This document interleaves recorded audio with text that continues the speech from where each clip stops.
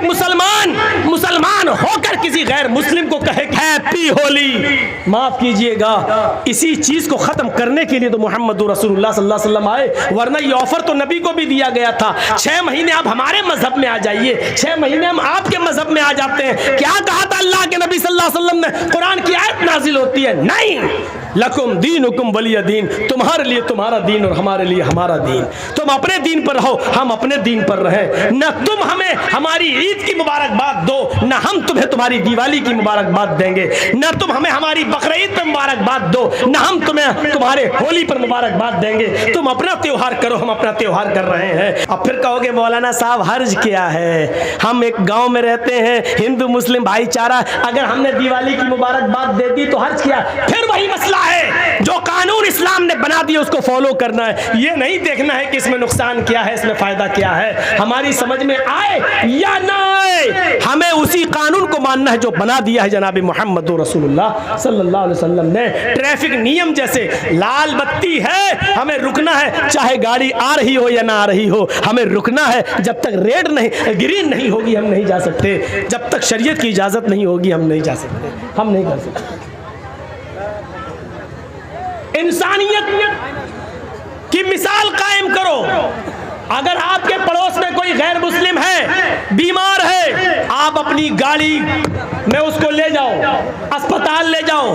अगर आपका पड़ोसी गैर मुस्लिम है और उसका ब्लड ग्रुप आपके ब्लड ग्रुप से मिल रहा है और उसको एक बोतल खून की जरूरत है, आप फौरन उसको अपने ब्लड का एक बोतल खून निकाल कर आप उसको दीजिए। शरीयत इसकी इजाजत देती है। इंसानियत जितनी हो, मानवता जितनी हो दिखानी चाहिए, लेकिन इसका यह मतलब नहीं है कि उनके त्योहारों में आप शिरकत करेंगे और आपके त्योहारों में वो उनको आप मुबारकबाद देंगे। इस हद तक शरीयत इजाजत नहीं देती है। या अय्युहल्लज़ीना आमनू उदखुलू फिस्सिल्मि काफ़ा, ईमान वालों तुम इस्लाम के अंदर पूरे के पूरे दाखिल हो जाओ। हमें इस्लाम के अंदर पूरे के पूरे दाखिल होना है, हमें आधा अधूरा नहीं। हमारा उठना, हमारा बैठना, हमारा लेटना, हमारा जागना, हमारा खाना, हमारा पीना, हमारा सोना सब इस्लामी होना चाहिए। जब हम सुबह उठें तो हमारी जबान से इस्लामी जुमला निकल रहा हो, अल्हम्दुलिल्लाहिल्लज़ी अहयाना बअदा मा अमातना व इलैहिन नुशूर। जब हम किसी से मिले तो हमारी जबान से इस्लामी जुमले निकल रहे हो, अस्सलामु अलैकुम व रहमतुल्लाह। जब हम किसी से मुसाफा कर रहे हो और खैरियत पूछ रहे हो तो हमारी जबान से निकलना चाहिए अल्हम्दुलिल्लाह। जब हमें छींक आए तो हमारा रहन सहन ये होना चाहिए कि हमारी जबान से निकल रहा हो अल्हम्दुलिल्लाह। जब हम किसी ऊंची जगह पर लिफ्ट पर चढ़ रहे हो या छत पे चढ़ रहे हो, सीढ़ियों से ऊपर जा रहे हो, तो उस वक्त हमारी जबान से जुमले निकल रहे हो, अल्लाहु अकबर, अल्लाहु अकबर। जब हम लिफ्ट से नीचे आ रहे हो या हवाई जहाज लैंड कर रहा हो नीचे उतर रहा हो, या हम पहाड़ से नीचे उतर रहे हो या अपने घर की छत से नीचे की मंजिल पर आ रहे हो, तो हमारी जबान से ये इस्लामी जुमला निकलना चाहिए, सुबहान अल्लाह, सुबहान अल्लाह। जब हम लैट्रीन में जा रहे हो तो हमारी जबान से दुआ निकलनी चाहिए, अल्लाहुम्मा इन्नी औज़ु बिका मिनल खुबुसी वल खबाइस। जब हम खाना खाने बैठ रहे हो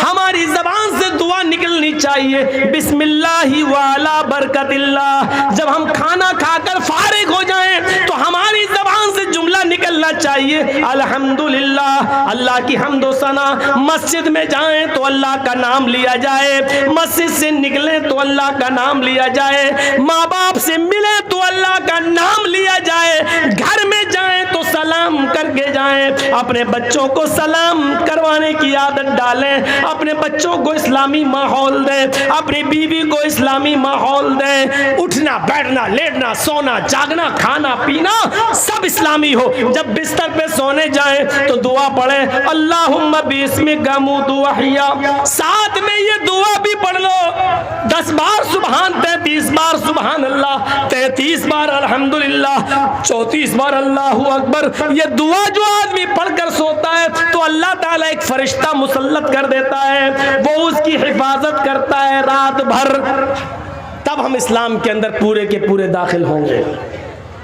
कोई गुनाह के करीब हम पहुंच गए, उस वक्त अल्लाह का खौफ हमारे दिमाग में होना चाहिए। दुनिया की कोई ताकत हमें देख रही हो या ना देख रही हो, लेकिन अल्लाह तो हमें देख रहा है। मेरे भाइयों, उस गुनाह से हम दूर हो जाएं, तब है इस्लाम के अंदर पूरे के पूरे दाखिल। वरना वही समझा जाएगा बिजली के खंबे पर आम के पेड़ के चंद पत्ते चिपक गए हैं, हमारी बॉडी पर चंद दीनी काम हो गए हैं, लेकिन हम जड़ से मुसलमान नहीं है, हम अपनी बुनियाद से मुसलमान नहीं है, हम अपने रहन सहन से मुसलमान नहीं है। और यहाँ हमें बुनियादी तौर पर मुसलमान बनना है, और इस्लाम के अंदर हमारा रहन सहन ऐसा होना चाहिए, इस्लाम के अंदर हम ऐसे घुल जाएं, इस्लाम के अंदर ऐसे दाखिल हो जाएं। मिसाल दे रहा हूँ, ज़रा सुनिए।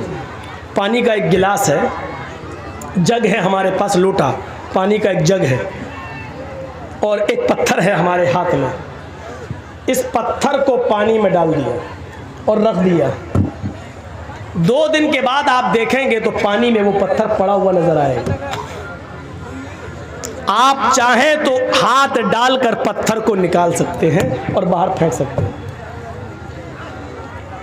पानी में आपने एक पत्थर डाला, 2 दिन के बाद आपने उसको निकाल दिया, इसका मतलब क्या हुआ?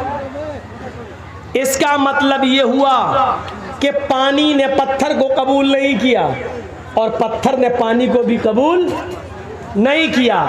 जब तक डला था, जब चाहा उस पत्थर को पानी से बाहर निकाल के फेंक दिया। ऐसा हमारा इस्लाम से ताल्लुक़ नहीं होना चाहिए कि जब चाहो तब घुस जाएं और जब चाहे कोई हमें इस्लाम से बाहर निकाल कर फेंक दे। ऐसा नहीं होना चाहिए इस्लाम के साथ हमारा ताल्लुक़। जरजीत साहब के पास पानी का एक जग है। आपके यहाँ जर्दा बनता है? जर्दा, अरे वो मीठा चावल होता है, नहीं बनता, इधर नहीं बनता है, हम लोगों के यहाँ बनता है। तो उसमें खाने वाला रंग होता है। आपके यहाँ खाने वाला रंग तो बहुत सी चीज़ों में डाला जाता होगा, जलेबी में डाला जाता है, पुलाव में भी डाला जाता है रंग। आप जाइए और 2 रुपए का 5 रुपए का खाने वाला रंग किसी दुकान से ले आइए, और वो खाने वाला रंग पानी के उस जग में डाल दीजिए। 2 दिन आप इंतजार आपको नहीं करना है, 1 मिनट भी आपको इंतजार नहीं करना होगा। आप थोड़ी ही देर में देखेंगे जैसे ही वो लाल या पीला रंग पानी में गया और पानी को पूरा का पूरा लाल कर दिया या पीला कर दिया, जो रंग पानी में डाला गया पानी उसी रंग में रंग गया। अब आप रंग को पानी से अलग करिए, हो जाएगा? जो रंग आपने पानी में डाला है, अब आप पानी से रंग को अलग करिए, नहीं होगा। और पानी को रंग से अलग कीजिए, वो भी नहीं होगा। न रंग पानी से अलग हो सकता है, न पानी रंग से अलग हो सकता। दोनों ऐसे घुल गए हैं, ऐसे मिल गए हैं कि न पानी रंग को छोड़ता है और न रंग पानी को छोड़ता है। ये होना चाहिए हमारा इस्लाम के साथ घुलना, ये होना चाहिए हमारा इस्लाम के साथ ताल्लुक। जब हम इस्लाम में आ गए, मुसलमान बन गए, तो हमारी जान चली जाए, न तो इस्लाम हमसे निकले न हम इस्लाम से निकले। ये होना चाहिए पानी और रंग की तरह हमारा इस्लाम के साथ रिश्ता है। यहाँ चंद डंडे पड़ते हैं मॉब लिंचिंग के मौके पर, तो आदमी जय श्री राम के नारे लगाने लगता है। हालांकि वो मौत का डर होता है, वो तो जिसके ऊपर बीतती है वही जानता है, मैं ये नहीं कह रहा हूं। लेकिन हमारा ताल्लुक इस्लाम के साथ ये होना चाहिए कि ऐसे हम इस्लाम में घुल जाएं और इस्लाम हम में ऐसे घुल जाए कि हमको इस्लाम से दूर किया जाए या इस्लाम को हमसे दूर किया जाए तो ना हो।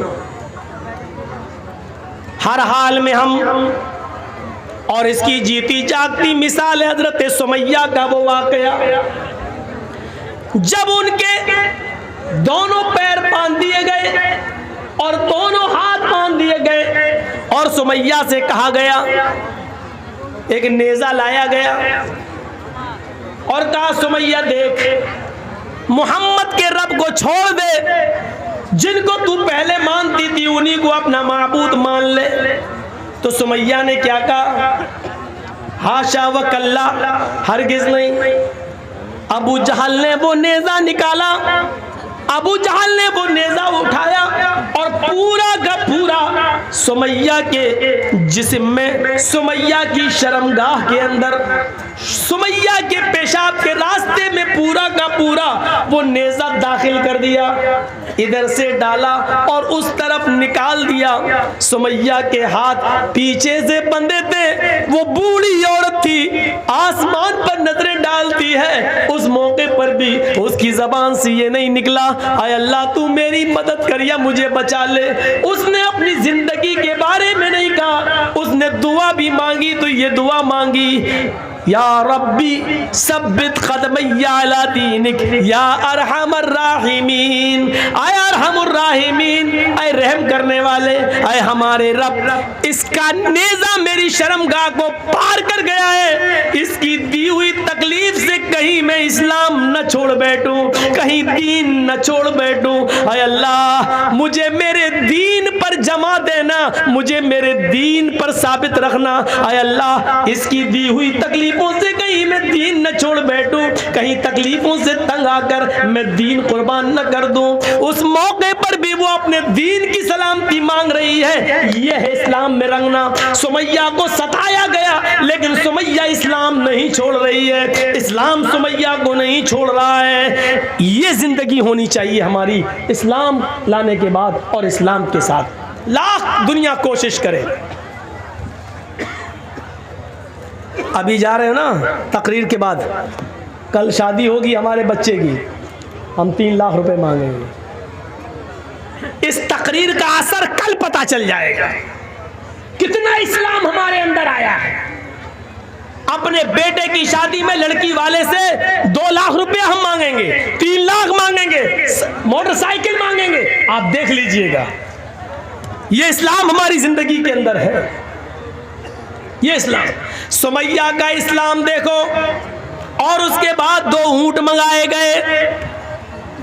एक ऊंट का चेहरा पूरब की तरफ कर दिया गया, दूसरे ऊंट का चेहरा पश्चिम की तरफ कर दिया गया। ये पैर सुमैया का इस ऊंट से बांध दिया गया और दूसरा पैर सुमैया का दूसरे ऊंट से बांध दिया गया। एक ऊंट का चेहरा पूरब की तरफ, एक का पश्चिम की तरफ।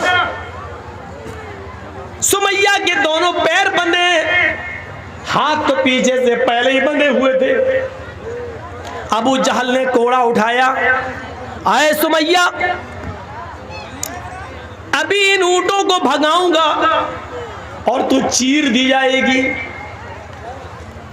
तेरे पैर एक इधर एक उधर चीर दिया जाएगा और बीच से तेरे 2 टुकड़े कर दिए जाएंगे। अब भी तू मोहम्मद का दीन छोड़ दे, अब भी तू इस्लाम छोड़ दे। सुमैया नजरें आसमान पे डाल के कहती है, अरे अबू जहल मुझे पागल समझ रखा है क्या? इस्लाम में कैसे घुल गई थी। ये देखिए मंजर, इस्लाम में कैसे घुली हुई थी वो। कहती है, अरे सुमैया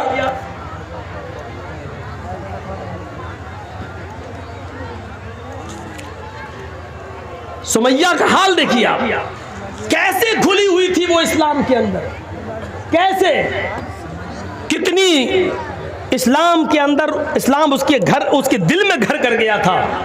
सुमैया क्या कहती है, अय अबू जहल वो देख। अबू जहल ने कहा क्या?